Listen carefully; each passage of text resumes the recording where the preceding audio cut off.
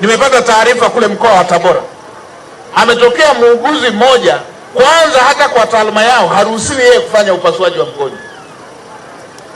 Ameenda amemchukua mgonjwa kampeleka nyumbani kwake, anamfanyia upasuaji kwenye kochi nyumbani kwake.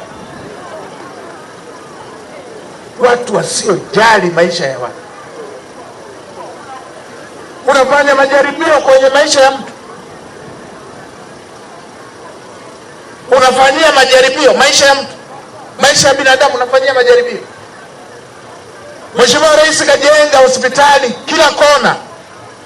Tuna hospitali za wilaya, tuna hospitali za rufaa, kuna vituo vya afya siku hizi vina hadhi kama ya hospitali ya wilaya. Unaenda kumfanyia mgonjwa chumbani nyumbani kwako kwenye kochi. Upasuaji wa tumbo unafanyia nyumbani, ili muone watu wanaokiuka maadili ya taaluma zao.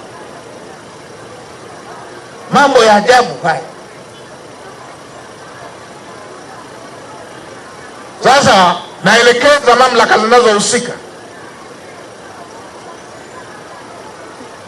huyu si wa kuhamishwa, afukuzwe kazi mara moja, na akishafukuzwa apelekwe kwenye mkono wa sheria. Na wale wanaotoa vibali vyao vya kitaaluma wale wamnyang'anye hicho kibali.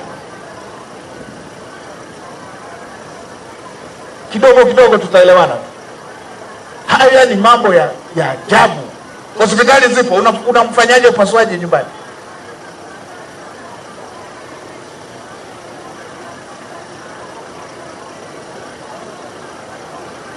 Mkuu wa mkoa wa Tabora, mkamateni, msimwachie, afukuzwe kazi, aondolewe hiyo hadhi ya tabibu aliyopewa, lakini pia afikishwe kwenye mkono wa sheria.